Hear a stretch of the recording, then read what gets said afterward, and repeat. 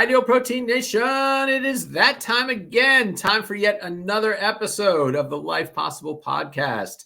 Today actually is episode 2 of the 2-part series that I started doing last month with the incomparable Wendy White-Stevens. Very excited to bring you this show. I think it's going to touch a lot of hearts. A lot of people are going to be able to identify with our topic today. So let's get to it. For those of you that are new to the Life Possible podcast, the Life Possible podcast was created to spotlight successful clients, coaches, and clinic owners who have used the Ideal Protein protocol to reset their body, reset their mind, and actually reset what's possible for their lives. These people are pursuing goals and dreams that they thought were dead and gone. In some cases, these people are pursuing goals and dreams that they might not have even never known they had.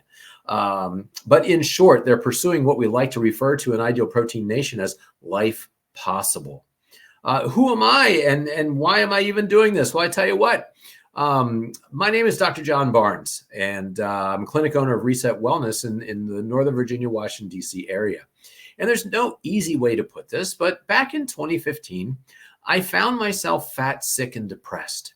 And what was the worst thing about it was I didn't see a way out. However, I truly believe that God brought me the Ideal Protein protocol through one of my patients. And ever since then, it transformed my life, both metabolically, weight-wise, and personally and professionally. And so I like to say that God answered all of my prayers, both personally and professionally, with the Ideal Protein protocol. Today, I live a life that I consider healthy, vibrant, and alive. Back in 2021, I was able to complete my first half Ironman distance triathlon as a result of this amazing protocol. Who do I have for us today? Well, again, like I said, I've got Wendy White-Stevens here today. Wendy, you'll remember, she's done a lot in Ideal Protein Nation. She's held a lot of roles, a lot of hats, a lot of titles. Currently, right now, she's a clinic owner for the Institute for Metabolic Transformation. God, I get tingles when I say that. Metabolic transformation, that's what it's all about.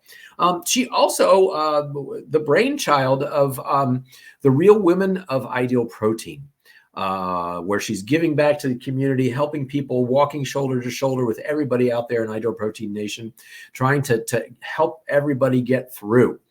Let's just stop talking about her and start talking to her. Where are you, Wendy? Hey, there she is. Hi, Dr. Barnes. Thank you so much for having me back today. Wendy, I'll have you every time. You know how it gets when we start talking about Ideal Protein, right? I know. It's endless, right? We could go on and on. So I appreciate, you know what I was thinking about when you were doing your intro? I love the intro. I absolutely love the show intro. It's so good. Your story, the why behind the podcast, all of it. I was sitting there going, yes, that's my jam. Yeah. Well, thank you. I really appreciate that. At least somebody's listening. Right? I know.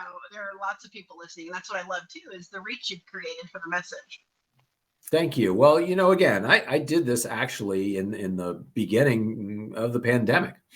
Yeah. And there's a lot of stuff going on then that people had no idea, kind of what to do and what was going on, where to turn.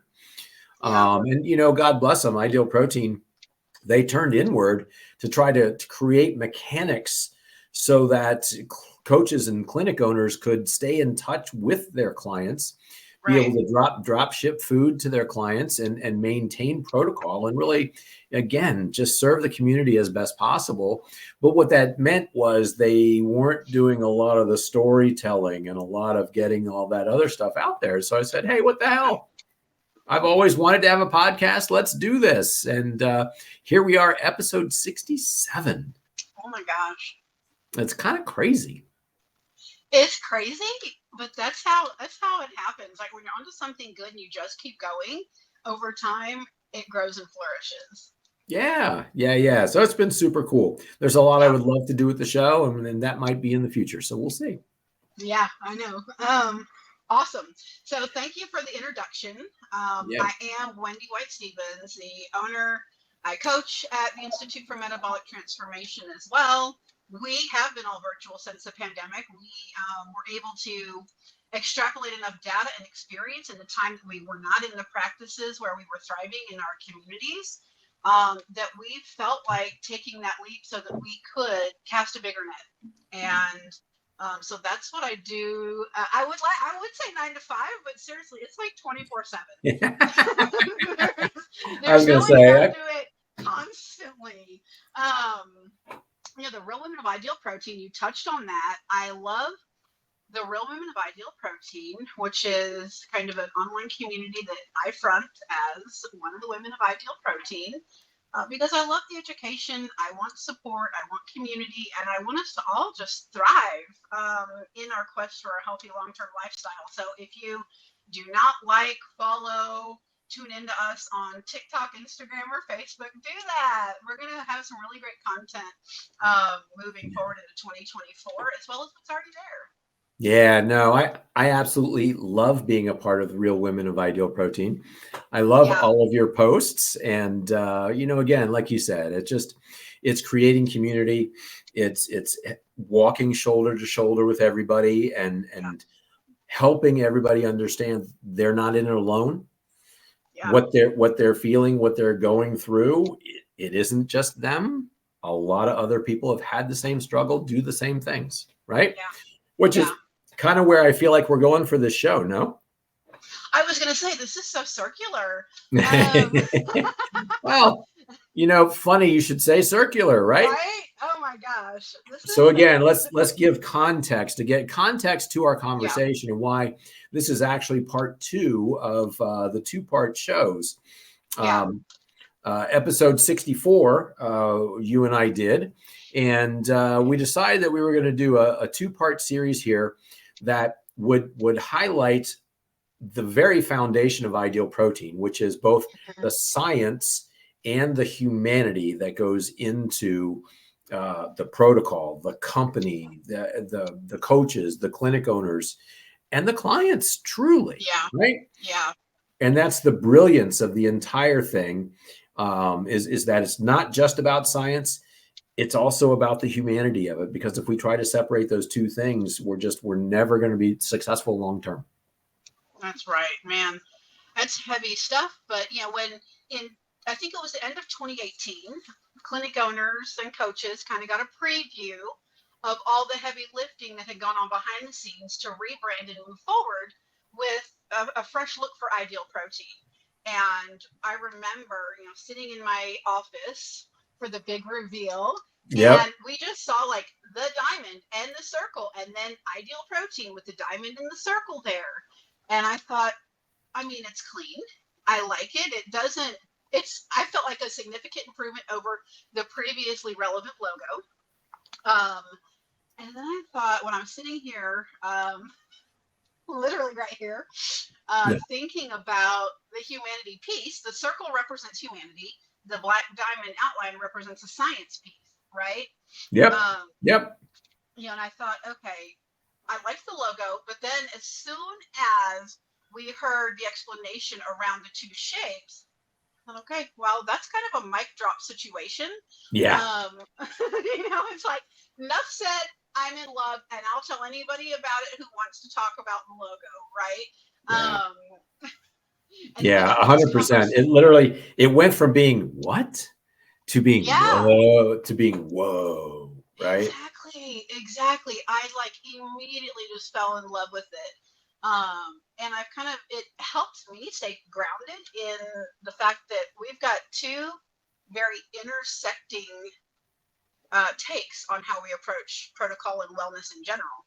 And for me, my truth is, I've told you this before, when I've been struggling, when I've had to face things to grow in my wellness journey, I wanted the science, right? I wanted that science piece to be all that I needed, right? I just wanted the science, because when I turned to the humanity piece, looking at myself, I don't know that I was ready to do the work. I wasn't. I was like, no, I've got the science. I'm good.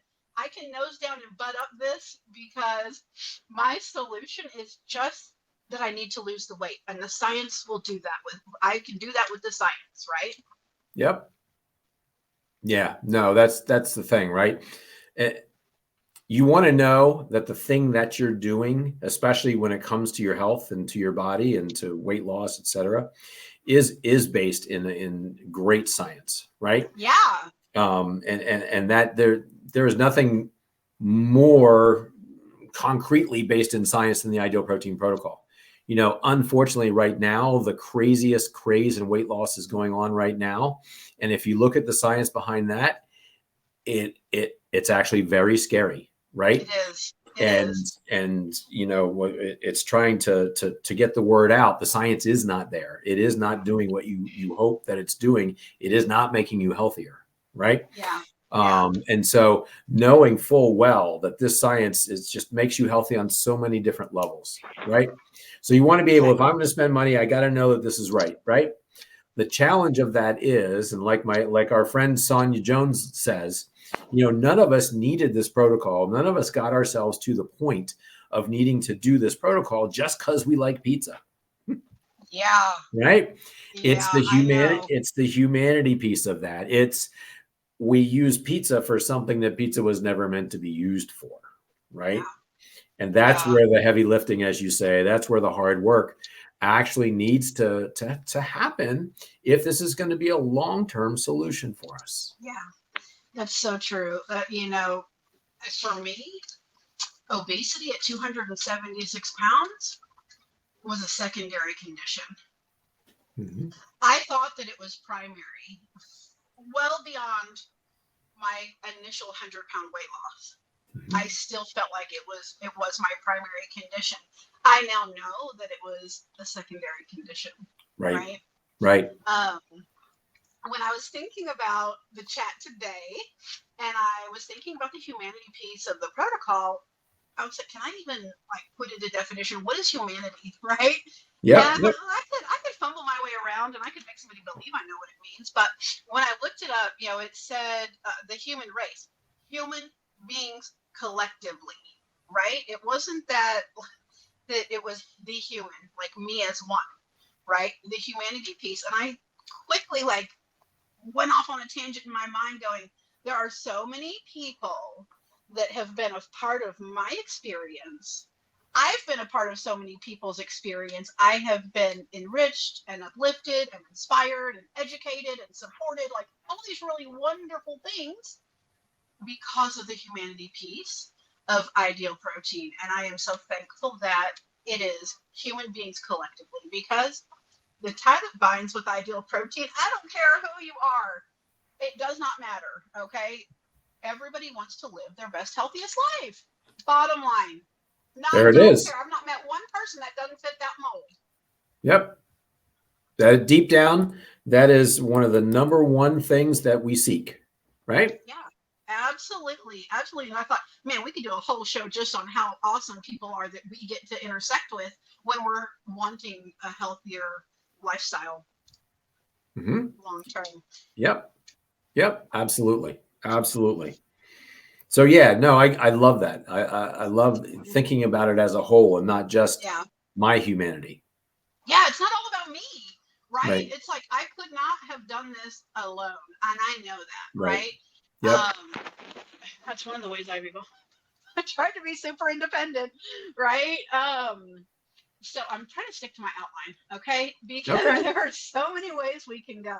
Right. But I wanted to share, just for context. Stay focused, Wendy. Stay focused. Oh my gosh, when there's so much passion, when my metabolic health connects me to my meaning and purpose, this is what happens, right?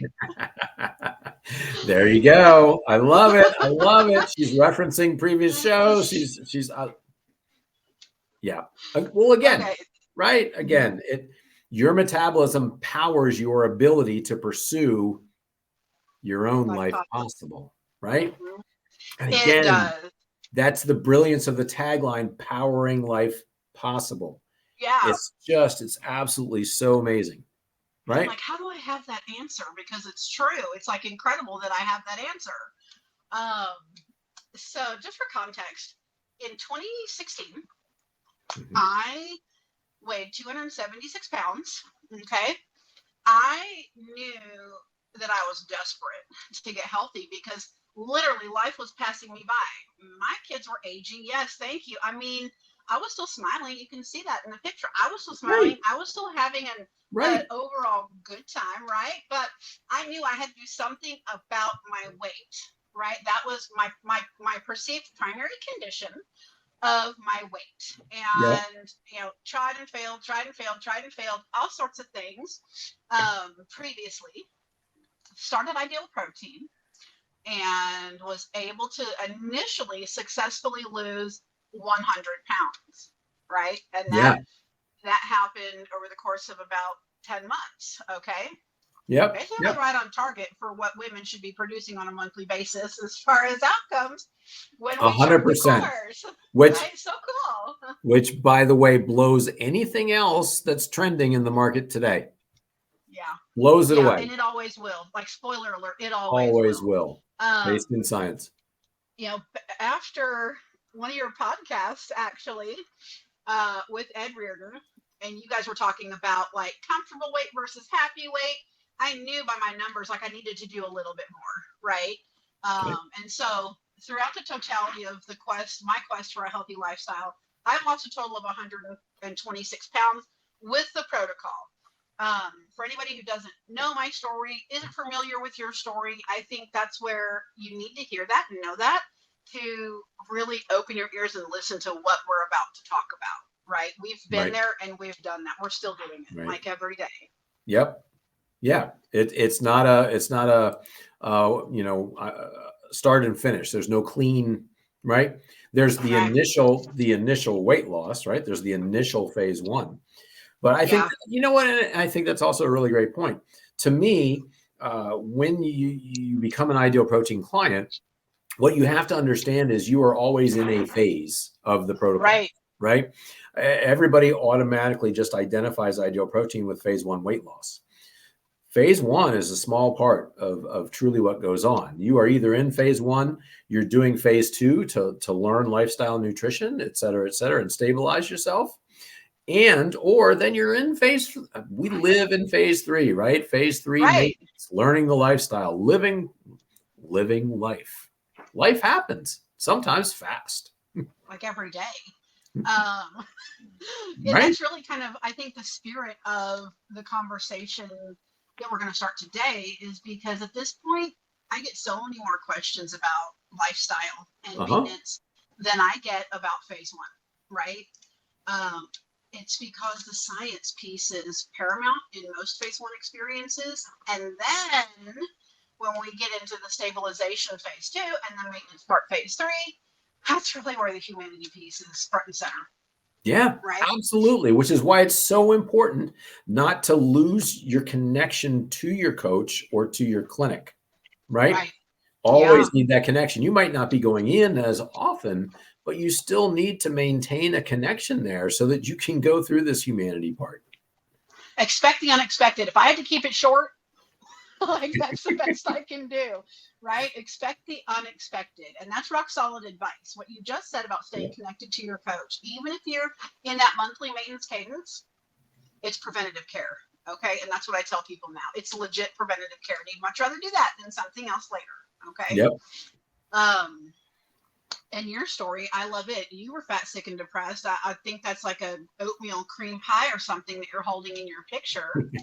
That would be my personal pecan pie that I got out of my stocking that Christmas, because pecan pie is kind of kryptonite for me. There's a place for that in maintenance. There is, and I just had it. It's called Thanksgiving. It's called Thanksgiving. Right. So that's really the context, kind of where I come from in a numbers perspective. I also wanted to share, I'm not going to get too out in the weeds on numbers because I want this to be a very broad stroke overview of maintenance and what it looks like.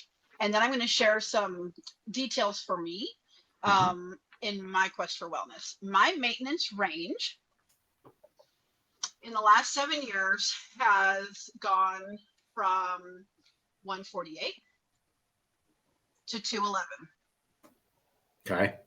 Not proud about that, right? Not proud about that as a standalone number, 211. OMG. Once you Right. see that roll back into Wonderland, you're like, I'm never going back. Right. I am like never going back. And Right. then if you find yourself there, like, you got to sit with that and figure it out. And that, it's not the 148 that I've learned so much from. Like, I'll say this, my happy weight based on your podcast, I know is 150. Okay. Okay. I thrive at 150. That's my happy weight. Yeah. I've learned more from regaining weight and seeing 211 on the scale than I have yet to learn at 150. I'm working on that. It's in my future. Wow. But I have other things to learn first. Yeah. And that's where I have been in the last 7 years. People don't see that. And I felt like it means a lot to me to say the real women of ideal protein. Okay. I don't take that term lightly at all. Yeah. And on social media, it is so easy to just see all the perfect pieces. Yep. All the good stuff. And a year ago, I pulled away. I haven't done live videos. I have tried to provide content and continue to keep the spirit alive because that's important to me. Yep. But I couldn't continue to represent in a way that I felt was false, whether I was intending to or not. The last thing I want is for any of the ladies or any of the dudes out there watching me to think, I want to be like her. I want to do phase 1 and magically maintain the rest of my life. Right. Yeah. Right. So, and then get discouraged when that's not your, and then get discouraged when it's not your actual experience. Right. Yeah. No, you're right. And so what you just literally revealed to us is, there's a 50-pound range to what your phase 3 experience has been. 61. I know. 61. Yep. Thank you. Yeah. 61. Yeah. That's not anything I want to say, but it's my truth. Yeah. Right. Yeah. No, super impactful, because I know there are a lot of people out there who have had a very similar experience, and their numbers may, your numbers may vary more or less. Yeah, and that's it. Right? Your story and your numbers are your numbers. I right. just want you to know I hadn't hit 150 and stayed there permanently. Right. Yeah. I have hope for that in the future. Awesome. Okay. Awesome. Yeah. Well, take us through this, because again, like I said, this is extremely powerful and personal for a lot of people out there. Yeah. Yeah. And this is what I want to give, right? I'm a giver. And so this is a really hard outline to write. Just by the timeline it took me to produce an outline that I was going to send, right? Right. So I was sitting here kind of thinking about all the details. There's so much. And the last thing I wanted to do was get caught up in the little things, the little daily things that are basic, low-hanging fruit when you are looking to achieve a long-term healthy lifestyle. What I would say is basic low-hanging fruit is when there's dishes in the sink, do the dishes, right? Little things, right?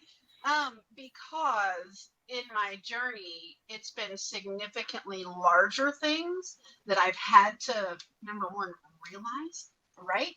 Number two, sit with, think about, and move forward with to build a long-term healthy lifestyle that's going to work for me, to where I continue to narrow the margin between 150 and 211. Okay. Yes. So I sat down and I thought, you know what? The creator of the protocol, Dr. Tran, has been quite instrumental in bringing the science to me, but then also the lessons I've learned from his book. Okay. He's got a book.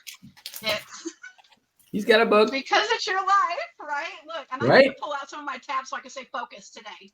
Right. So when I was trying to work on like the legit outline for the show, I thought, let me go back and let me look and just see, what did I highlight? Because I shared with you, like, I try to exercise discretion when highlighting, or I'm just going to end up with a bunch of bright yellow books. Okay. Yeah. And one of the first things that I opened the book to was, well, I want to share this. I had this book in 2017. I was given it. The first part of 2017.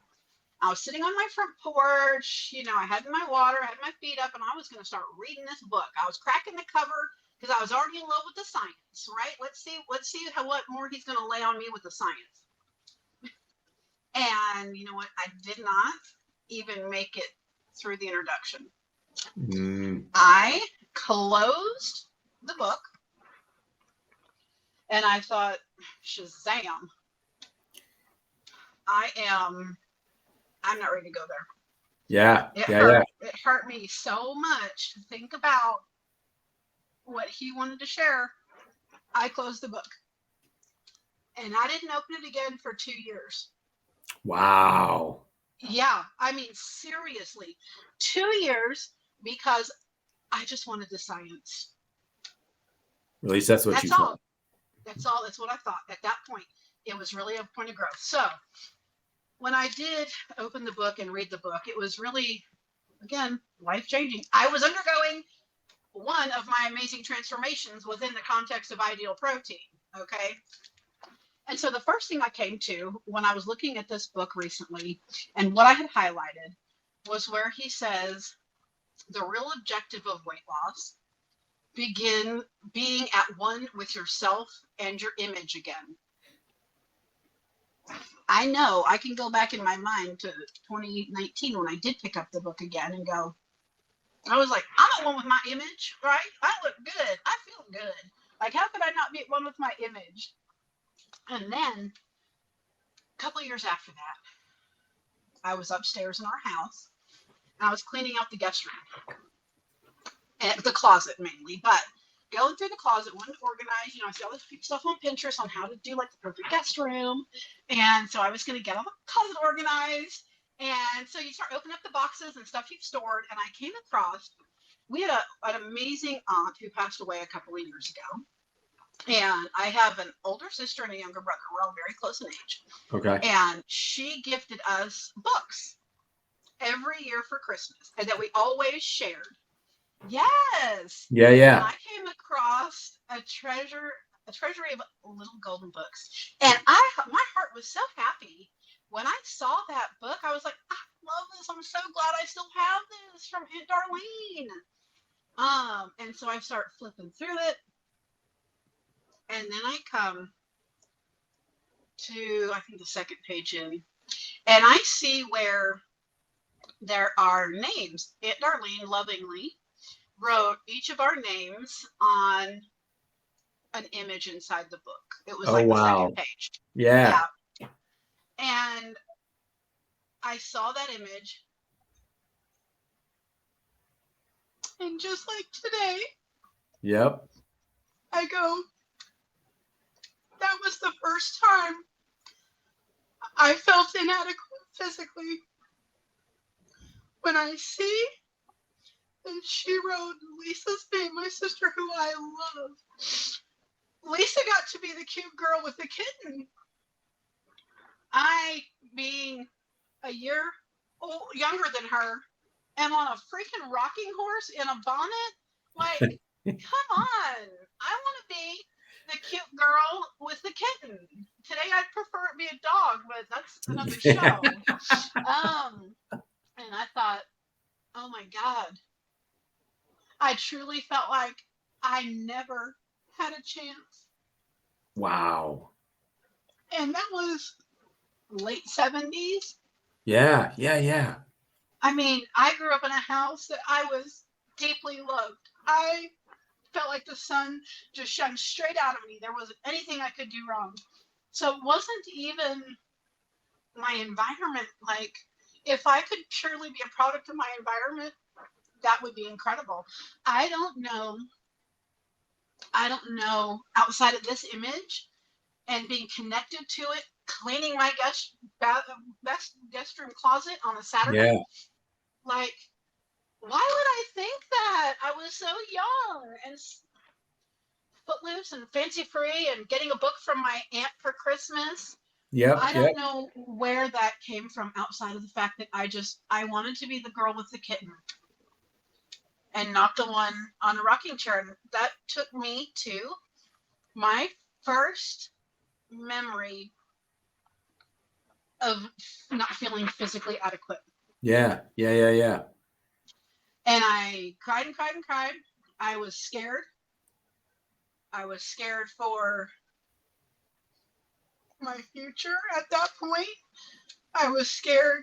I was sad for all the years, all the decades that I had no idea that it started so young. Like I wasn't even Right. conditioned for that. It just happened.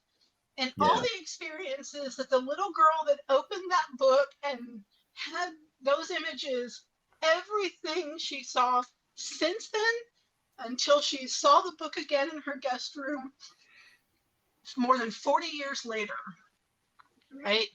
Yeah. And so when Dr. Tran says the objective of weight loss is being at one with yourself and your image again, I'll say I never had that. I never had a conscious thought where I was at one with myself and my image. I'm not there today because I know this. Here's what I know now about weighing in at 211 pounds. When I was 150, I still felt like I weighed 211. Wow. And That's crazy. it is. And I'm not, I mean, this is maybe not your experience if you're listening or watching, but the fact is, part of my road to wellness had to incorporate weight regain because I still had things to learn regarding the humanity piece. And it allowed me to be way more forgiving of myself and way more accepting of myself. Mm-hmm. It Mm-hmm. helped me understand part of the weight regain because it's not any one thing. I can't tell you in the future when XYZ happens. I know I'm on the fast track there. Unless I disconnect my coach and I stop weighing in on a weekly basis. Like I've got to check my numbers, right? Yep. And journaling. But I had to experience that weight regain in order to get actual perception on what I am like at 150, right? My mental stability at 150, my physical stability at 150, and my overall happiness. Like I said, my happy weight. Okay, if I had said forget this and gone on and tried to live my best life with more than class 3 obesity as a part of my continued story, I would have never opened that book and had that opportunity to reflect and grow. Mm-hmm. Right? It's a lot, but I'm so thankful that I've just kept going. And it's in moments like this that I go, that's why I've just kept going, because I got to learn these things. Life is too short, right? I want to be at one with myself. That way, Yep. I think I go I want to be at one with myself so that I can continue to do more for other people, right? Right. Right. It's like Right. I'm still totally looking outward, and it's something I'm working on too. But this was an experience that I felt like was very transformative for me in my quest for a long-term healthy lifestyle, understanding that I don't know how old I was when I got that book. I don't know if I was even in kindergarten, right? It's like, shoot, that's sad, but I get it now. Yeah. Yeah. Yeah. No. And again, it's for so many people, it goes so far back into our childhood that when you get a revelation like that, it truly just knocks you over. And like you said, how many years has that been in the back of your head? And how many times do we hear, and how many times is I'm not enough, Mm-hmm. right? How many Yeah. times is that the theme that has gone on subconsciously in the back of your mind? And every Yeah. time that comes about, then that leads to eating, Yes. right? Yes. Yes. I mean, it even led me to post weight loss realize, wow, I couldn't be more awkward when I get a compliment on my physical appearance. Like it made me wildly uncomfortable. Yeah, yeah, yeah. Which I would never expect. I would hope that in my heart I'd be like, oh, thank you. So I know, I right? come up, I say I feel incredibly healthy and I'm thankful, right? Because I just got awkward about it. Like Yeah. no matter what, I'm not comfortable with the compliments. I've gotten better at it. because I deserve the compliments. I've worked for that. And Exactly. if Right. the complimenter feels inspired, that's the ripple effect of influencing people in your daily life, in your community, right? Right. So that was for me, as Dr. Tran says, one of the objective, right? Was being at one with yourself. I am not there yet, but I will say I'm closer than I've ever been. And like I said, there's hope. I have hope. That's awesome. That is so awesome. Yeah, and I still love that book. The illustrations are beautiful. I kept it. I think now it's more of a trophy. Okay.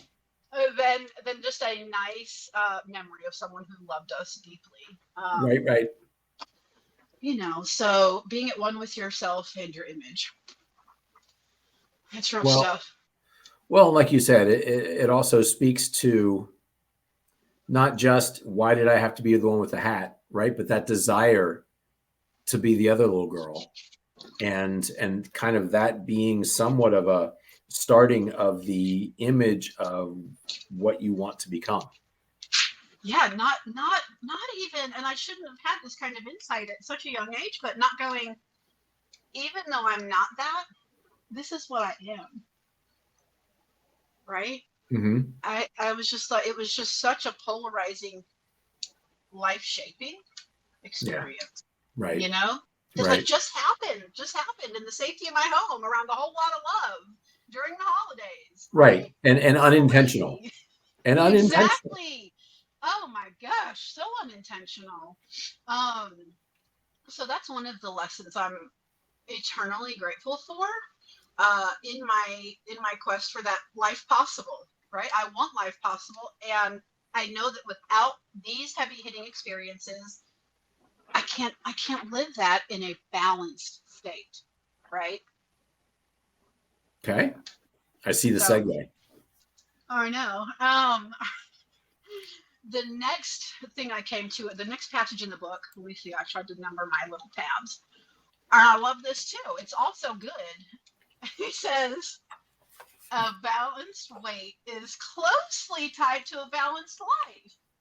Mm-hmm. And again, in my wanting an instant answer with a permanent solution and not doing the emotional side of the work, I was like, okay, great. So I just have to figure out kind of the cadence of how each of my days should go, caring for my family, doing my job, all the things. And that's going to create balance. Not so much, right? Those things help, right? On the daily, help keep a continuity and flow to create a lifestyle that gives you your best chance at long-term wellness. Yeah. But again, in the face of weight regain, I'm an answer person, right? I've got the data, which I love. You know that I love data, right? And so when absolutely, I love data. And then what do I do with my own data as it relates to me? I want answers, because if nothing else, I want to crack the nut on this. I really do want this, because my happy weight, I know what it's like to thrive.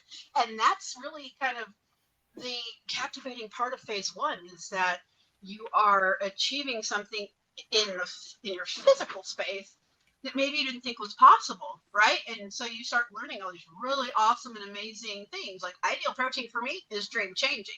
Life changing, yes, but dream changing, absolutely. Because it's not even that I know. It's not even that I got to live my dreams. It's that literally I found myself, I live in North Texas, and I had a truck, which I love. You never know when you're going to need the bed of a truck, or to tow something or whatever. Right. I literally found myself driving away for the last time from my dream job. I legit had my dream job before, and I loved it. Okay. It was research with a global food and beverage company. And that day that I got in my truck for the last time, Ideal Protein has changed my dreams. Okay. And I couldn't be more happy. Yeah, no. It's mind blowing. And I even say that in my intro to the show, right? I even talk about, this is about people who are doing chasing goals and dreams that they thought were dead and gone, right? So goals and dreams Yeah. you have.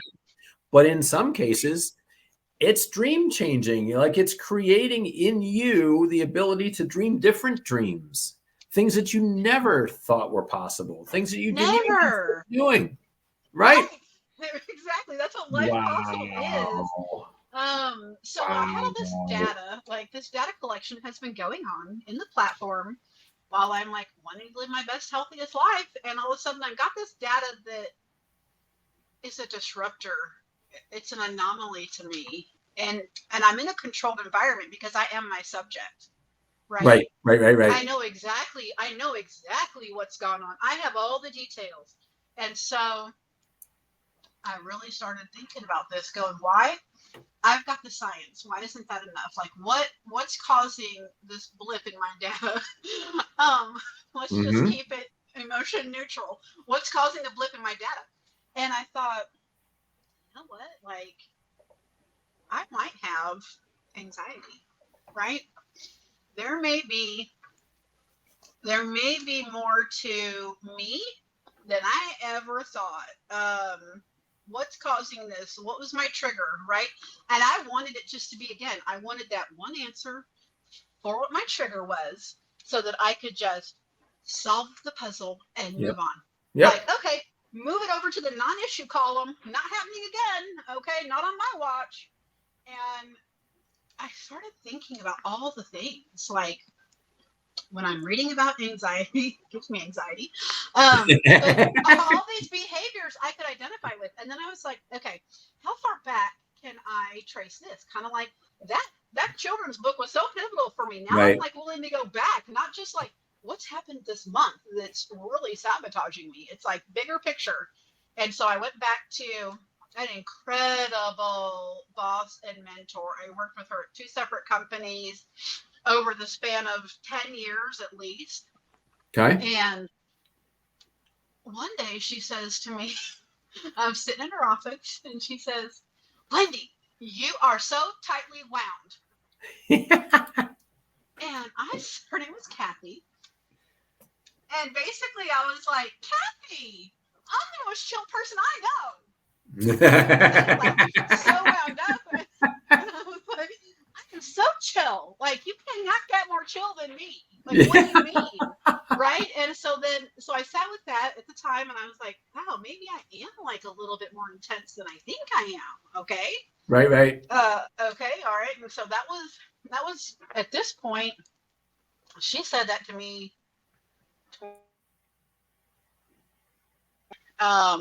And then I go, okay, that was a moment like that I realized, like, obviously I've got kind of more going on than meets the eye. But I went all the way back, and a couple of things from my childhood stood out. Like, I don't have an actual date. Like, I can put my aunt dates the book. Like, I know exactly Gotcha. what day that was, right? Or Right, the right. year, at least. I know what year it was. Right. And so I go, wow, do I see any signs of anxiety in my childhood? And let's be real, like in the 70s, nobody was thinking about anxiety. I think that we Right. were caught in between. If you've got any kind of mental woes, you're institutionalized, period. The family loves you from afar, but that's your life.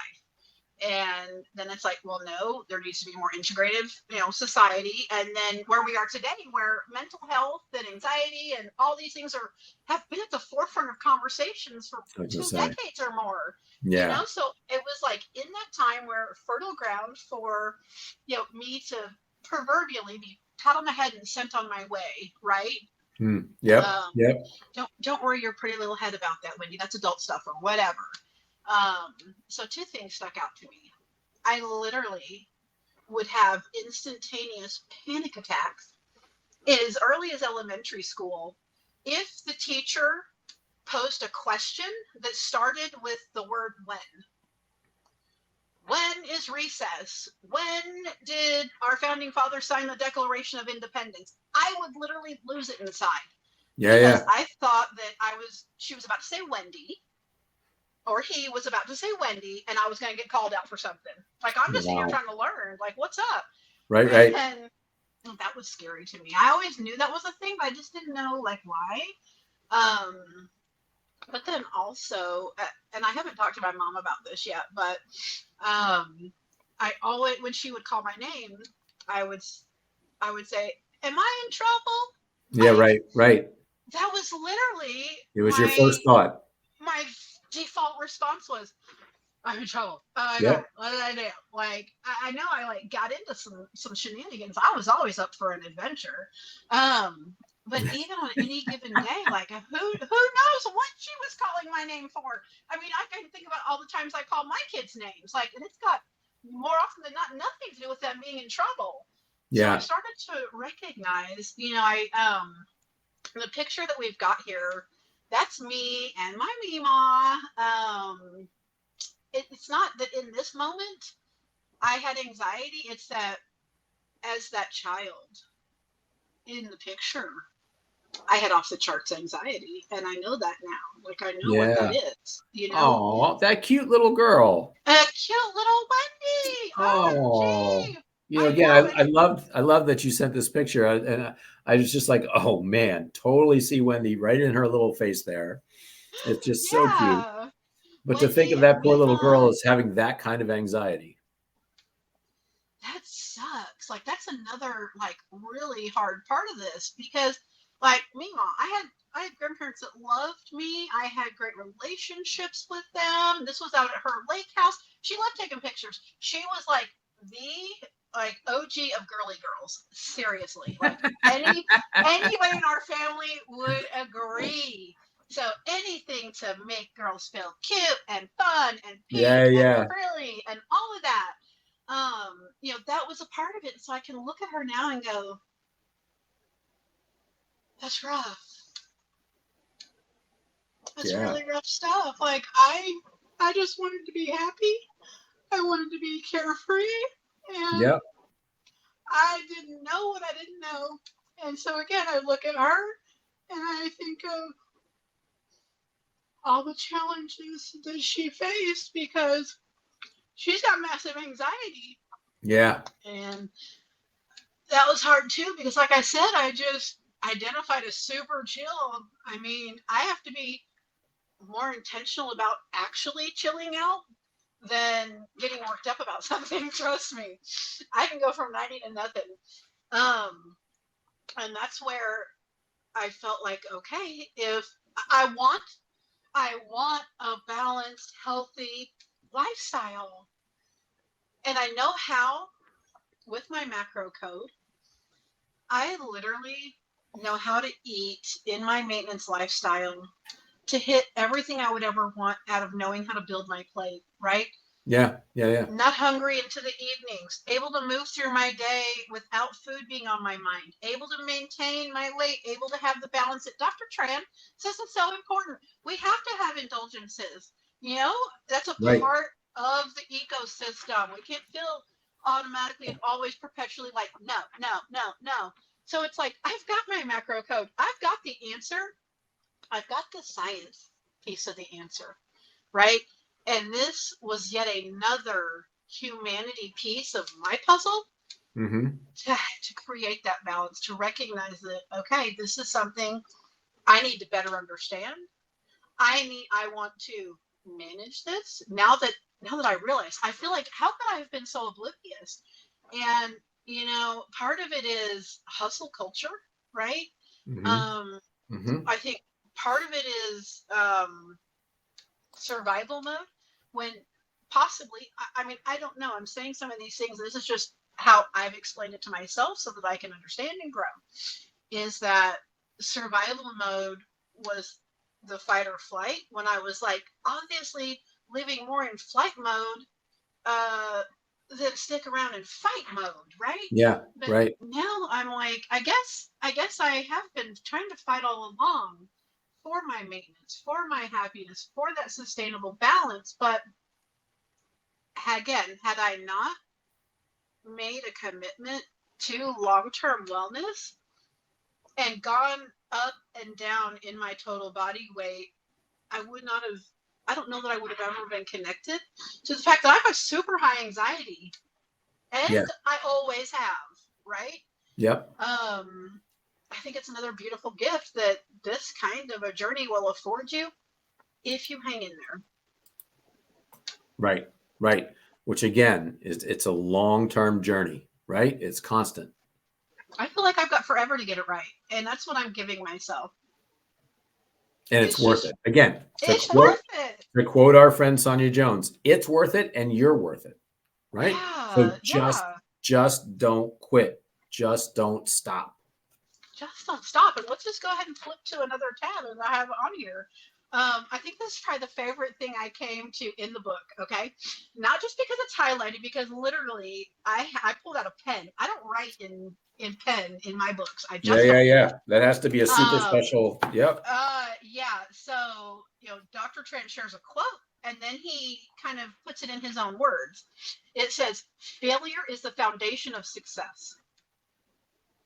And then he paraphrases and says, weight regain isn't necessarily a failure. Giving up is. And I had my highlighter. And it's yellow, but then I whipped out this blue pen. I prefer blue to black. In all caps, I have amen, exclamation point, 2 underlines, and go Dr. T with a heart next to it. I love that. I know. I was like, I still love that so much. And yeah. I loved it in that moment.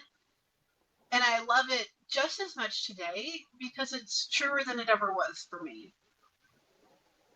Yeah. What page is that on again, Wendy? It's on page 85. Okay. So yeah, that's in the old book. Yes, right? Yes. I am working off of this one. Yeah. The revised version with a new cover is this one. Yeah. Yeah. No, just say that again. Read that one more time, please. Okay, sure, yeah. Weight regain. Yeah, weight regain isn't necessarily a failure. Giving up is. Yeah. That such a powerful statement there. And a lot of the spin that I like to give that too is just like with most things, with a deviation, with a whatever, it's only a mistake if we don't learn from it. Yeah. Right. And so weight regain is only a mistake if you don't learn from it and you don't give up. Right. Because I'll guarantee you, I'm hard pressed to say 100% on anything. So I always think there's a margin, but 100%, I'm always looking for that little bit. Yeah. 100% human nature. Of the time. Yeah, 100% of the time that you look for an answer when it comes to weight regain, you're going to find it if you're looking honestly. That's a great caveat. Yep, that's a great caveat. I mean, if you're looking, I tried not to look, and it wasn't serving me well. I had to start looking, and this is what I've seen, right? When I'm looking, this is what I've seen. I've seen, before I even checked into kindergarten, I felt inadequate physically. Yep.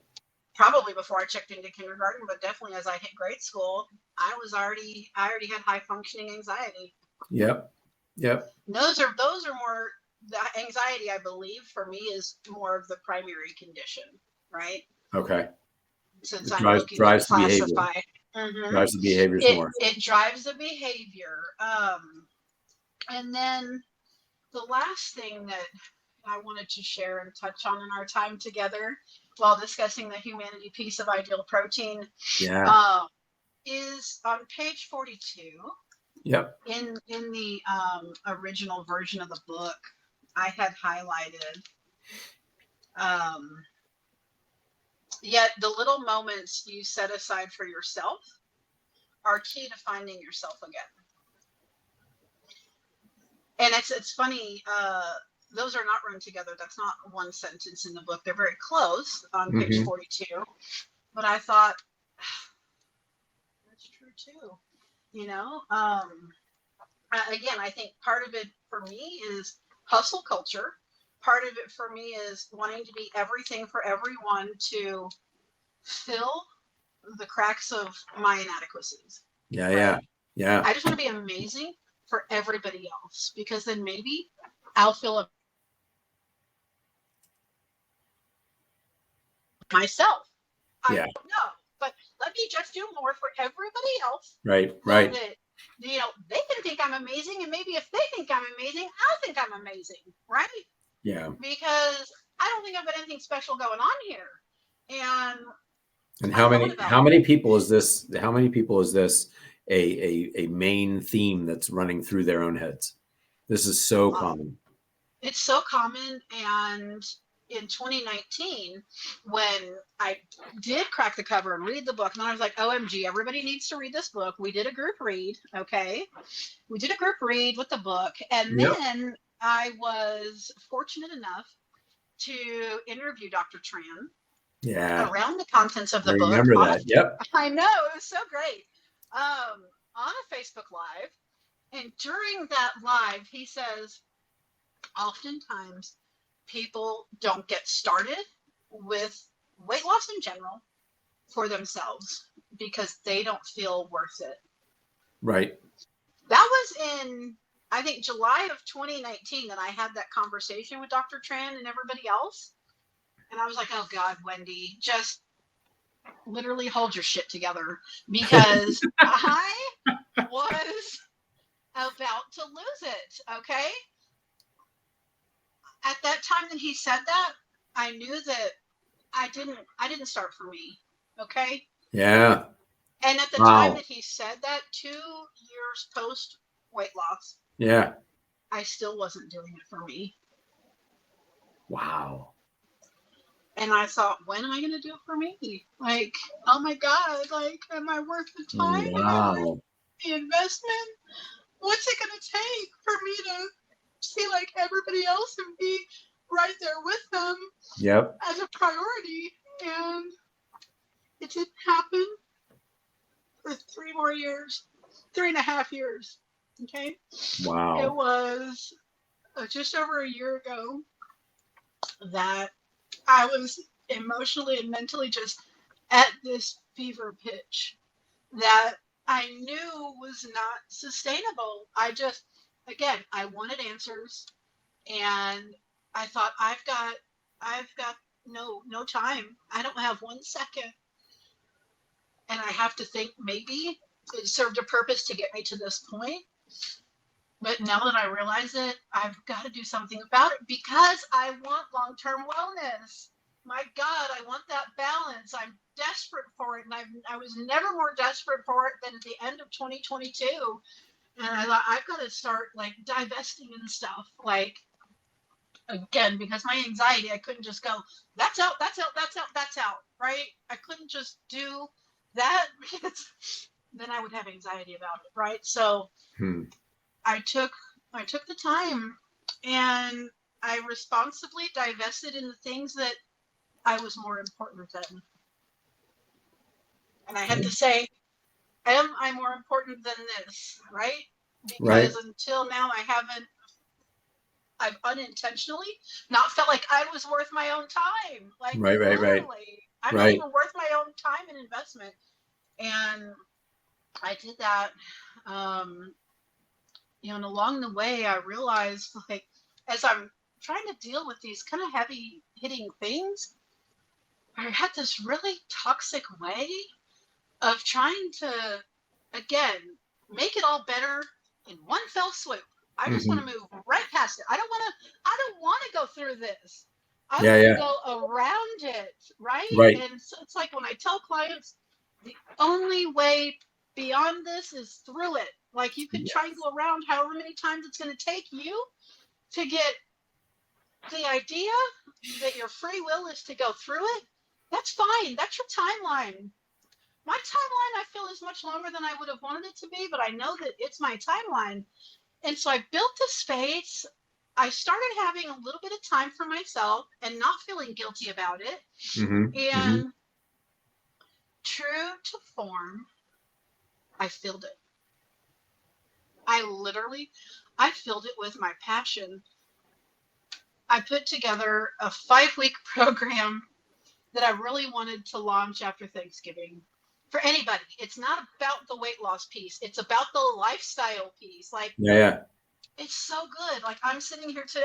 It's rock solid. It's solid gold. And everything was 100% done. Beautiful assets, timelines, Yeah. programming, execution, all of it was done. And I couldn't shake the feeling that I now know is when internally my body's saying, Wendy, no matter how right this feels and how much you want to do it, something's not right and you've got to figure out what it is. And it was solely as it pertained to this. And I thought, it took me a couple of weeks. And it was weighing heavily on me because, again, my default is to do more for others. Mm-hmm. Yep. And because I feel like there's undeniable value in this 5-week workshop, I wanted to do it. Everybody needs this. And I'm like, but what does Wendy need? Okay. And I thought, why isn't this just like so cohesive and I love this? Like, why isn't this all the feels? I should be super thrilled. Yeah. And proud. Right. I mean, Absolutely. my God, it took all my experiences to make that 5-week workshop. And finally it just dawned on me at some random time, like, you filled the space. You Exactly. filled the space you created for yourself. And guess what?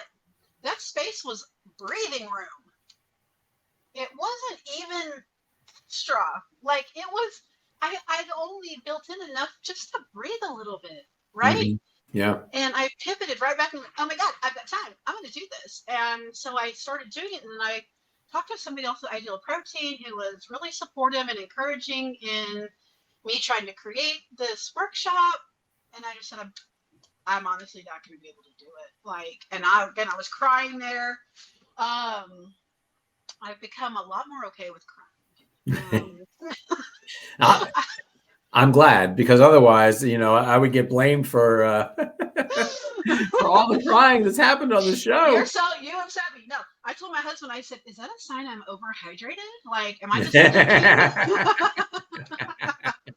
My body's trying to get rid of all the water. Right. But again, it's me trying to put an excuse on my emotions, right? Yeah. That whatever. If I need to cry, I'm crying at this point. Right. And so literally, John, the first time, my first memory of showing up for myself, like solely 100% Wendy, instead of doing for others, was the first part of November of this year. Wow. I know. And I am at peace with it. Like, I am super peaceful about it. I love that I've got like all these assets done. And right. You've got this thing in your back pocket. It's great. But now was not the time because, like I said, I instantly filled up my breathing room. Yeah. Right? Yeah. So in effort for me to sustain the long-term healthy lifestyle that's going to work for me, again, Dr. Tran's words are true. I need space and time for myself. Okay. And I'm willing to receive that at this point.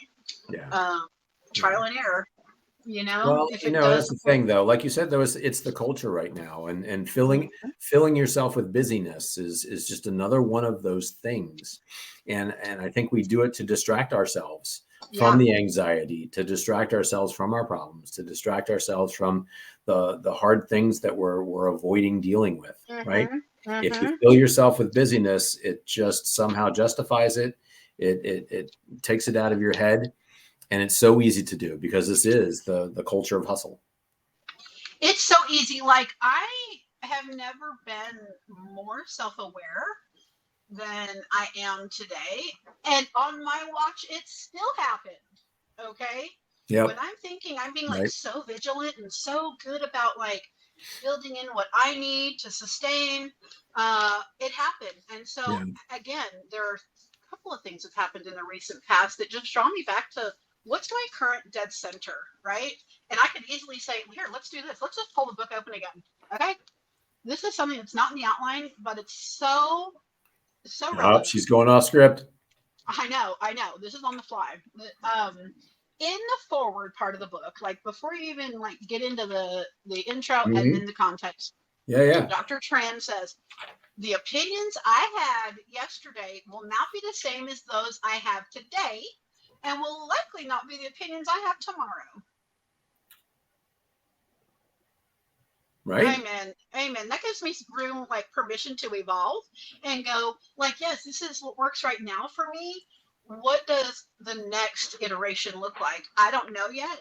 When it Yeah, happens, I'll be sharing it. Check out the Real Women of Ideal Protein page on social media, yeah, because all of this is the breakthrough I've been working for, I've been crying for, I've been praying for, I've been reading for, I've been reaching for, I've been wanting to soak it all up. And this is where it's at. This is where it is all at. I want to share one more thing, which right. wasn't the script. I'm going back to the script. Yeah, So I saw something the other day, and this is like, I think ties into the humanity piece, because the more like the more we assimilate with those who are of like mind, the more we evolve and learn and grow and support each other. yeah, And so Jennifer Barkley, the owner and coach at Ideal Health and Weight Loss in Ontario, yep. shared a Wonderful post. lady. She reshared her own post, which I love in and of itself. Right. It was from November 2019, and she said something like "too good not to share again" or "good reminder." And I was like, if Jen is resharing her own post, I'm going to read it. Okay. Sure, sure. And I will share it on the Real Women page after the episode goes live. But I wanted to paraphrase because I thought, golly, this is one of those things. Like, now I can't unknow this either. Right, right. Like, it was about self-care, and some bones and ugly of wellness, right? And when I refer to like bones and ugly, it's like, it's the hard stuff, right? It's not the surface stuff. And so the post shared like self-care could look like making a spreadsheet of your debt, okay? Enforcing a morning routine, cooking yourself healthy meals, no longer running from your problems, calling the distraction a solution. I really just There it touched is, on right? that. It's often after doing the ugliest things that you have to do that's the self-care that you needed. That is a major paraphrase.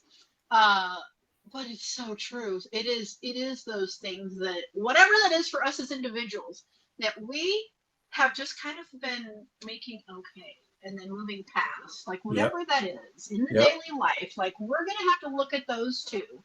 um and so I love that she shared that. But again, I just glean inspiration and education and just focus from people that I connect with through the Ideal Protein community constantly. Right. Oh my Well, gosh. that's the thing too, right? That shows that need for community. And I think that, more than any other program, et cetera, we certainly strive to create that and foster that and offer that. And right. And there's lots of different ways that people are taking advantage of that, whether it's the Real Women of Ideal Protein, whether it's, listening, tuning into these podcasts, being a part of another Facebook group, et cetera. Yes. It's definitely a journey that is so much better off taking together as opposed to trying to do it on your own. Oh, and what is that? Together? That's humanity. Yep, that is humanity, the collective. Collective group of humans. Okay? Right. So we are going to be winding down the episode. I just want to say, even though I've shared some really personal stuff that I don't know, I might be like raw about it forever because there's so much wrapped into just these little pinpoints of interest for me. Yep. That I see my cracks. Like there's lots of them. Like I'm still one piece, thank God. But I see those cracks. I see the light that is shining right through them. Yep. And that's what's filling those cracks with gold. And that's what I want to focus on. I don't want to.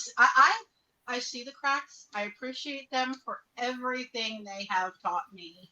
Yep. But I want to see the gold. I want to see the light that shines through. I want that warm feeling on my face and on my body and just in my life. And that's why I'm not going to give up on creating a long-term healthy lifestyle that works for me. And Wendy, that's the only way that you can be effective in helping others do the same. It's kind of one of my favorite phrases is, God doesn't choose the qualified, he qualifies the called, right? And it's oftentimes our weakness that is the point of biggest connection with someone else, right?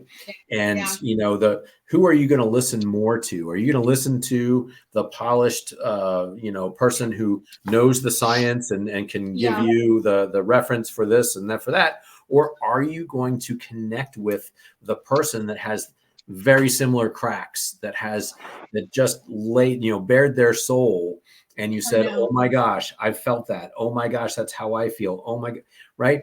That is the person that you are going to listen to most. That is the person who you are going to want to walk shoulder to shoulder with through this journey, right? And that's exactly it, right? You've hit right on that. There's no two ways about it. I see how my coaching has evolved over the years.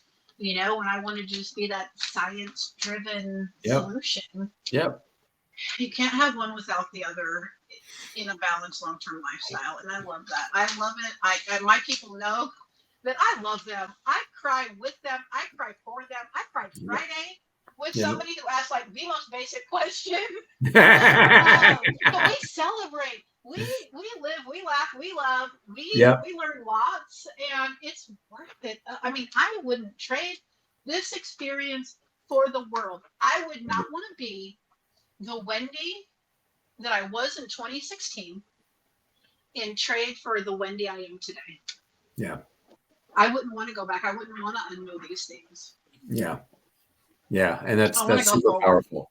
Again, it's super powerful. And it's not a failure. None of it is failure because you've learned from it, because you have turned it back around and you're using it on your own hero's journey. And, I got to tell you too, the face that we put up there, the image that we put up there, and the real women of ideal protein, et cetera. And I'm going to bring you right back. I'm going to bring you right back to these pictures, right? Like, to me, this is strong Wendy. This is a woman who I never would have expected has been through the journey of the past couple of years that you just shared with everybody. Right. Yeah. This is kind of this is the strength. This is the going beyond yourself, going beyond who you ever thought you could be. Absolutely. Right. Absolutely. But yet the struggle that you've been through, even while you've made it to the point where you could even take these photos and be this woman. Right. Yes, I know. And I love that picture in my before and after, but I'll tell you, I was still not at one with myself. I was so uncomfortable. It was me and the photographer. That's it. Like no assistant, no key grip, whatever. But I'm a work in progress, and I now know that perfection is in the pursuit.